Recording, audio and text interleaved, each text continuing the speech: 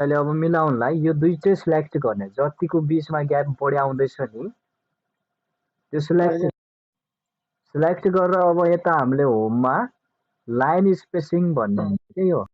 Line स्पेसिङमा आएर तपाईँले 1.0 मा क्लिक गर्यो भने अलि नजिक भयो। अब यो भन्दा पनि नजिक चाहियो भने फेरि लाइन स्पेसिङमा क्लिक गर्ने अनि त्यहाँ लास्टमा दिएको छ रिमुभ स्पेस आफ्टर प्याराग्राफ भन्ने छ। यो गर्ने त्यही नजिक आयो रिमुभ गर्नुपर्ने हुन्छ कि धेरै स्पेसिङ आयो भने यसमा आएर लाइन स्पेसिङबाट रिमुभ स्पेस आफ्टर प्याराग्राफ यस्तो गरिदियो भने नजिक हुन्छ। अथवा तपाईँले यस्तो गर्दा पनि हुन्छ। हेर्नुहोस्, तपाईँले पछि नगरेपछि हामी इन्टर गर्छौँ नि जति बेला, त्यो इन्टर नगरेर सिफ्टसँग इन्टर गर्यो भने कम स्पेसिङ आउँछ। इन्सर्टमा टेबल भन्ने अप्सन, टेबल धेरै तरिकाले बनाउन सकिन्छ सर। हेर्नुहोस्, एउटा हाम्रो इन्सर्टमा टेबलमा आउने हो भने सिधै यहाँनिर दिएको हुन्छ अप्सनहरू, टेबलमा जहिले पनि रो कोलमहरू हुन्छन् है। अब यहाँनिरबाट टेबलमा आएर अब सुरुमा यो बक्स देखाएको छ नि, यो बक्सहरू यहाँबाट यसरी सिलेक्ट गर्दै जाने हो भने हाम्रो 10 वटा कोलम सिलेक्ट भयो। हेर्नुहोस्, अहिले 10/1 लेखेर आउँदैछ यहाँनिर, यो भनेको 10 वटा कोलम एउटा रो भनेको। अब तपाईँले यसलाई तल आउँदै हुनुहुन्छ भने यसरी सिधै यसरी सिलेक्ट गर्नुहुन्छ भने 10/8 भनेको 10 वटा हाम्रो कोलम 8 वटा रो बन्न सक्छ।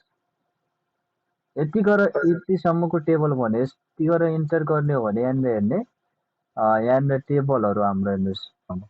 अब टेबल बनाइसक्ने बित्तिकै माथि दुईटा अप्सन आउँछन्, डिजाइन र लेआउट। डिजाइन अनि लेआउट, यहाँबाट टेबल सम्बन्धी कामहरू हुन्छ होइन।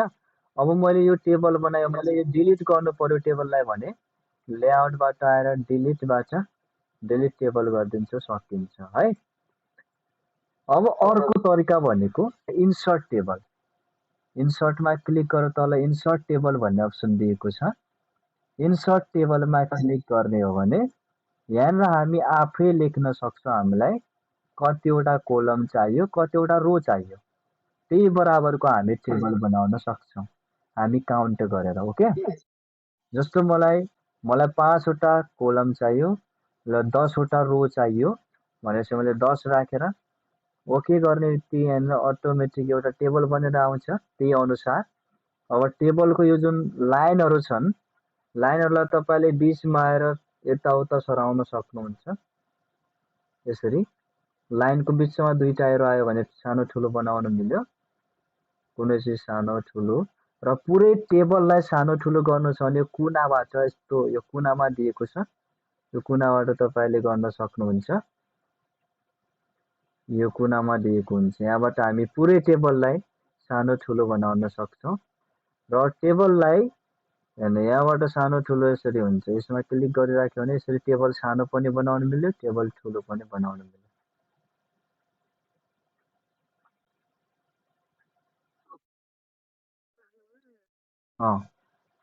क्लिक गरिराखेर तान्यो भने त्यसरी सानो ठुलो हुने भयो। र यो कुनामा दिएको छ नि यो 4वटा एरोवाला, यसले टेबललाई तल माथि सराउनु पर्यो भने युज गरिन्छ। यसमा क्लिक गरिराखेर हामी टेबललाई माथि सराउन सक्छौँ या जहाँनिर राख्नुपर्ने टेबललाई तपाईँले यहाँनिर क्लिक गरिराखेर सराउन मिल्यो तल माथि, यसरी हामी तल सराउन सक्छौँ। यसरी टेबल भन्यो। अब तपाईँले यसपछि यो टेबल बनिसकेपछि तपाईँले यसमा लेख्न सक्नुहुन्छ। यो बाहेक अर्को अब ड्र टेबल गरेर पनि टेबल बनाउन मिल्छ। यो टेबललाई पनि मैले हटाइदिएँ, यो टेबललाई हटाउन म लेआउटबाट डिलिट टेबल गरिदिन्छु। ल, अब म ड्र टेबल गरेर तपाईँलाई टेबल बनाउँछु। हेर्नुहोस्, मैले यसरी एउटा टेबल बनाएँ, आवश्यकता अनुसार बनाउनु होला। इन्सर्ट टेबलबाट पनि मैले टेबल बनाएँ। अब हामी ड्र टेबल गरेर एउटा टेबल बनाउँ है। ड्र टेबल गर्दा मैले होममा पनि सिकाएको थिएँ ड्र टेबलबाट है। जस्तो कुनै बिल टाइपको यताउता बनाउनु पर्यो भने यसलाई मैले ड्र टेबलमा क्लिक गरेँ। ड्र टेबलमा क्लिक गरेर यस्तो पेन्सिल टाइपको आउँछ, यो बक्स यो लाइनवाला पेन्सिल आयो। पेन्सिलमा आएको बेला माउसको क्लिक गरिराखेर यसरी ड्र गर्ने, जति एरियामा बनाउने त्यति एरियामा बक्स बनाउने पहिला यस्तो। यो बक्स जति एरियामा टेबल बनाउने त्यतिमा यसरी बक्स बनाउने पहिला यस्तो। त्यसपछि यो जुन छ माउसको जुन कर्सर छ मैले यहाँबाट यस्तो गरेँ, यहाँबाट यसरी ताने, हेर्नु एउटा लाइन सिधा नआउन्जेलसम्म माउसको क्लिक नछोड्ने, यसरी एउटा लाइन आउँछ, अर्को लाइन यताबाट आउँछ, अनि मैले यहाँबाट ताने, अनि त्यसपछि हेर्नु अब कहिलेकाहीँ यो लाइन माथि जान सक्छ। यस्तो बेला हामीले यता माथि इरेजर भन्ने छ, इरेजरले मेट्ने काम गर्छ। कुनै लाइनहरू डिलिट गर्नु पर्यो, हटाउनु पर्यो भने इरेजरमा क्लिक गरेर यसमा क्लिक गर्ने भने यो लाइन मेटिन्छ। ड्र टेबल गर्ने भने लाइन तानिन्छ, इरेजरले मेटिन्छ। ड्र टेबलमा आउने, ड्र टेबलबाट मैले यहाँबाट फेरि लाइन ताने, अनि फेरि मैले यहाँबाट यसरी लाइन तानेर यो बनाएँ। मैले यहाँ serial number, particulars, quantity, rate, amount लेख्न चाहेको। अनि त्यसपछि यताबाट मैले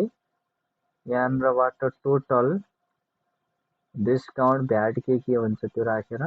भ्याट, डिस्काउन्ट, अनि हामीले यहाँ राख्न सक्छौँ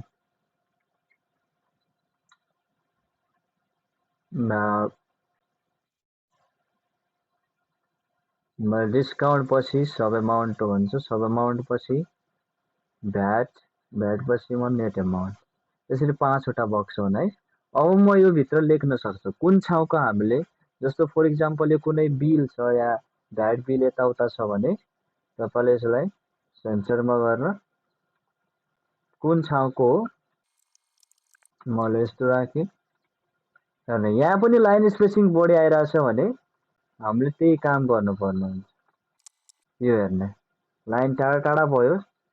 होममा आएर हामीले यहाँबाट लाइन स्पेसिङमा 1.0, यसैमा आएर रिमुभ स्पेस आफ्टर प्याराग्राफ नजिक हुन्छ। यो मैले बोल्ड गर्न सक्छु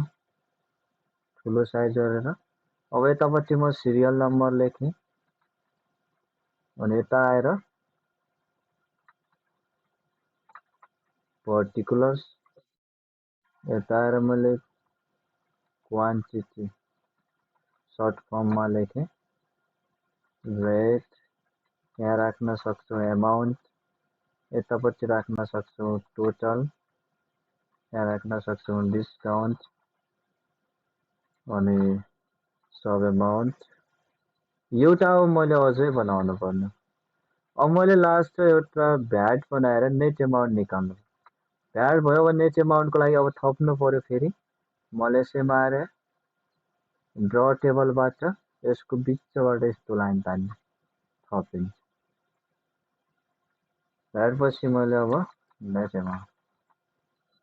ल अब यसमा मैले कलरिङ यताउता गर्नु पर्यो भने डिजाइनमा आउँछ, हेर्नुहोस् है। यहाँ केमा आउँछु म, डिजाइन, डिजाइनमा आएर तपाईँले यताबाट अब जस्तो यहाँबाट विभिन्न स्टाइल छ, यो तपाईँले कुन कलरवाला बनाउने, यस्तो बनाउने कि होइन कुन राख्ने तपाईँले यहाँबाट राख्न सक्नुहुन्छ। मैले यसलाई यहाँबाट डिफल्ट गरेँ, यस्तो आउँछ। अब मैले यतापट्टि के छ सेडिङ, यो मेन इम्पोर्टेन्ट भनेको सेडिङ, सेडिङबाट कलर फिल हुन्छ। मलाई यतिमा फरक कलर गर्ने मन लाग्यो बाहिर बक्समा भने सिलेक्ट गरेर म सेडिङमा आएर सेडिङबाट म कलर फिल गर्छु। सेडिङको काम भनेको ब्याकग्राउन्डमा कलर आउनु। यतिमा मैले फरक कलर गर्न चाहियो भनेपछि म त्यतिमा आएर सेडिङबाट फरक कलर के लेखेको भन्नु यसरी। जस्तो बर्डर छ, यो लाइनहरूलाई बर्डर भनिन्छ। यो लाइन नदेखिने गर्नु पर्यो भने हामी बर्डर्सबाट नो बर्डर गरिदियो भने लाइन देखिँदैन, लाइन नदेखिने बनाउन मिल्छ, प्रिन्ट नहुने बनाउन मिल्छ। यदि लाइन प्रिन्ट नहुने भएको छ भने अल बर्डर गर्यो भने लाइन देखिन्छ। अब यो लाइनहरू मोटो बनाउनु पर्यो भने यताबाट हेर्ने लाइनको स्टाइल कस्तो लाइन चाहियो, यस्तो प्रकारको लाइन बनाउनु, यस्तो लाइन हामी बनाउन सक्छौँ। लाइनको स्टाइल यहाँबाट एउटा लाइन चुज गर्ने र यो लाइनमा क्लिक गर्ने त्यो लाइन त्यस्तो चेन्ज हुन्छ।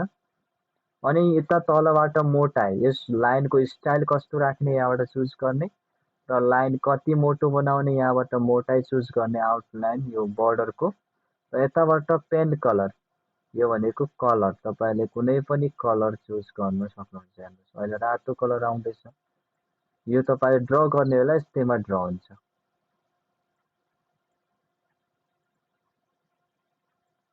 ओके अब ड्र टेबल भनेको चाहिँ हाम्रो लाइन तान्ने भइहाल्यो अघि गरेका थियौँ इरेज भनेको मेट्ने भयो इरेजरले चाहिँ मेट्ने लाइनलाई मेट्ने काम गर्छ यसरी मेटिन्छ ओके ल अब मैले टेबलको डिजाइन पनि तपाईँलाई सिकाएँ यो टेबल बनाउने एउटा अर्को तरिका पनि छ सर अब हामी सर्टकट तरिकाले पनि टेबल बनाउन सक्छौँ यहाँ हामी इन सर्टमा नगइकन पनि टेबल बनाउन सक्छौँ टेबल कसरी बनाउन सकिन्छ भने हेर्ने मैले एउटा प्लस दिएँ अनि माइनस लेखेँ जति ठुलो कोलम चाहियो प्लसको मतलब ठाडो लाइन आउँछ अनि प्लस दिएँ अनि यस्तो माइनस लेखेँ मैले प्लस प्लस यस्तोले लास्टमा पनि प्लस हुनु पर्यो फर्स्टमा पनि प्लस अनि इन्टर गर्ने त्यो एउटा टेबल आउँछ अनि बिचमा जहाँनिर हामीलाई लाइन चाहियो नि यो ठाडो लाइन त्यहाँनिर पनि प्लस जस्तो मैले serial number particulars quantity rate एमाउन्टवाला बनाउनु छ भने म के गर्छु भने पहिला एउटा प्लस दिएँ सिरियल नम्बरको लागि मलाई यति मात्रै चाहियो माइनस माइनस गरेँ यति मात्रै चाहियो अनि मैले पर्टिकुलरको लागि अलिक ठुलो चाहियो भने माइनस दिएँ अनि प्लस गरेँ अनि फेरि माइनस गरेँ अब क्वान्टिटीको लागि हामीलाई कति चाहियो त्यति बनाएँ अनि रेटको लागि बनाएँ लास्टमा एमाउन्टको लागि बनाएर प्लस दिएँ अनि प्लस दिइसकेपछि इन्टर गर्ने इन्टर प्रेस गर्ने बित्तिकै हाम्रो एउटा के भन्यो टेबल अब टेबल एउटा मात्रै रो छ अहिले हेर्नुहोस् अहिले रो एउटा मात्रै छ नि तलको कुरा कसरी लेख्ने हेर्ने त्यसको लागि जस्तो मैले सिरियल नम्बर एउटामा पहिला म लेख्छु त्यसपछि हेर्ने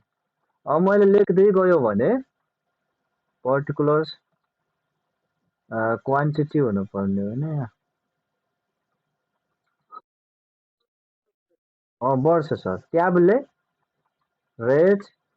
एमाउन्ट गरेर अनि तपाईँले ट्याब गर्नुभयो ट्याब गर्नुहुन्छ भने ट्याब गर्दै एकबाट अर्कोमा पनि जान्छ अब लास्टमा एमाउन्ट सकिसकेपछि ट्याब गर्ने बित्तिकै अर्कोमा अटोमेटिक जान्छ अब तपाईँले यहाँ वान लेखेर के हो त्यो लेखेर ट्याब गर्दै यताबाट फेरि यसरी गर्न सक्नुहुन्छ बुझ्नुभयो सर यसरी पनि त्यो कोलम बढाउनको लागि चाहिँ हजुर ल हेर्नु कोलम बढाउनको लागि अब हामी जाँदैछौँ यता लेआउटमा लेआउटमा यहाँनिर रो र कोलम भन्ने अप्सन छ रोज एन्ड कोलम्स रोज एन्ड कोलम्समा डिलिटबाट तपाईँले कुनै रो डिलिट गर्नु पर्यो कोलम डिलिट गर्नु पर्यो अक्ष छ त्यसलाई सेल भनिन्छ त्यो सेल डिलिट गर्नु पर्यो भने सबै यहाँबाट डिलिटबाट हुन्छ अब मैले नयाँ थप्नु पर्यो म पहिला थप्ने कुरा सिकाउँछु हेर्नु अब मैले यहाँ थप्नु पर्यो भने यहाँनिर चारवटा अप्सन छन् यहाँनिर insert above, insert below, insert left, insert right. insert left र राइटको काम कोलम थप्ने हुन्छ तपाईँले कोलम थप्नु पर्यो भने इन्सर्ट लेफ्ट र राइट गर्ने अनि रो थप्नु छ भने इन्सर्ट एबभ र बिलो गर्ने होइन अब कति बेला गर्ने जस्तो हेर्नु इन्सर्ट राइट भनेको ठ्याक्क एमाउन्ट भन्दा मैले राइटतिर थप्नु पर्यो कुनै एउटा कोलम थप्नु पर्यो एमाउन्ट भन्दा ठ्याक्क राइटतिर थप्नु पर्यो भने मैले यहाँबाट के गर्छु इन्सर्ट इन्सर्ट राइट गरेर मैले रिमार्क्स पनि राखिदिन सक्छु ल भयो अब मानौ बाइचान्स कहिलेकाहीँ हाम्रो के हुन्छ हेर्नुहोस् एउटा म समस्या भने मैले यो डिलिट गरेँ हेर्ने जस्तो यो कोलम छ यो कोलम मैले डिलिट गर्नु पर्यो बिचको मलाई क्वान्टिटीवाला चाहिएन भने मैले पहिला माथिबाट पुरै कोलम सिलेक्ट गर्छु सिलेक्ट गरेर यता डिलिट भन्ने अप्सन छ डिलिटबाट तपाईँले डिलिट कोलम कोलम्स भनेर आछ डिलिट भयो होइन अब ध्यान दिनु मैले यसमा सिरियल नम्बर पर्टिकुलर्स मैले रेट एमाउन्ट रिमार्क्स छ अब मैले यहाँनिर पर्टिकुलर र रेटको बिचमा मैले क्वान्टिटी भन्ने थप्नु पर्यो होइन कहिलेका हामी मिस्टेकले बिर्सिया हुन्छौँ या बिचमा थप्नु पर्ने हुन्छ कोलम होइन अब मैले पर्टिकुलर रेटको बिचमा एउटा कोलम थप्नु पर्यो भने अब मैले इन्सर्ट लेफ्ट गर्ने कि राइट गर्ने त्यो बुझ्नु पर्यो अब यदि मैले पर्टिकुलर्समा क्लिक गरेको छु भने पर्टिकुलर भन्दा मेरो कुन साइडमा थप्नु पर्ने हो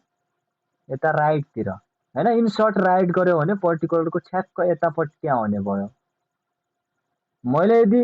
पर्टिकुलरमा क्लिक गरेको छु फेरि मैले इन्सर्ट लेफ्ट गर्यो भने त यतातिर आउने भयो उल्टा साइडतिर थपियो तपाईँले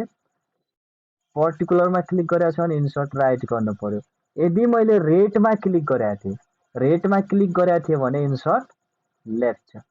बिचमा हाम्रो क्वान्टिटी थपियो क्लियर अब यसपछि मैले यहाँबाट यतापट्टि